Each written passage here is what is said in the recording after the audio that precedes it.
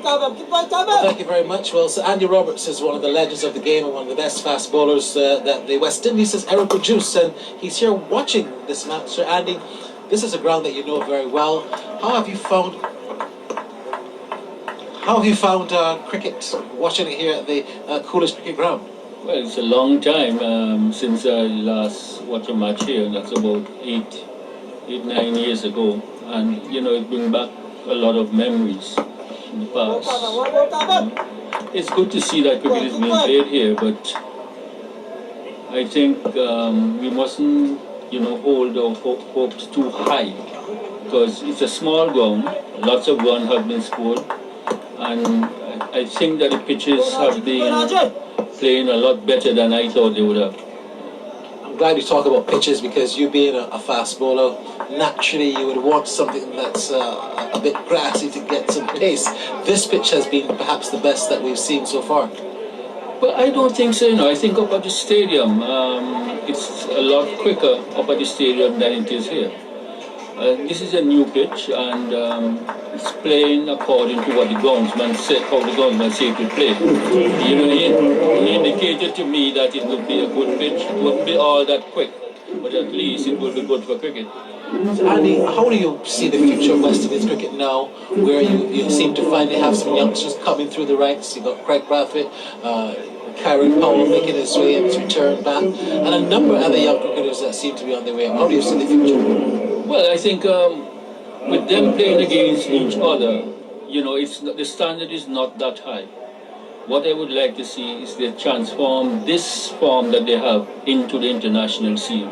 I think that's when we can start to say, look, West Indies is making, you know, a headway. But I personally do not believe that our cricketers work hard enough to improve their standard.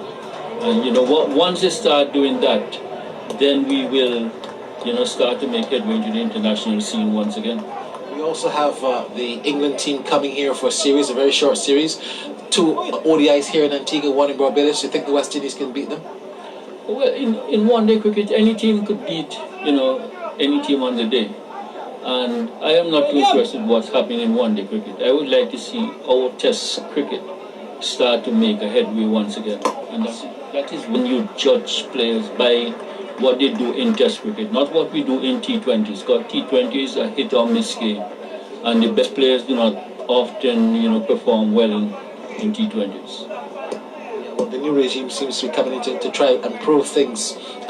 They have to play a Test series against Pakistan. They lost 2-1. The last Test they would have played, they won. Do you think that that's a positive sign, playing against Pakistan in the Test series home? Well, yeah, I'm hoping it will be, but winning the last Test from a series that you have already lost doesn't really count for much. I think that what they need to do is the form that they had in that Test match, if they could transform it to the first Test match here, and that will be a great sign. Thank you so much, Sir Andy. He's a hard worker, Sir Andy Roberts. You gotta love him. Sir Andy Roberts, thank you so much.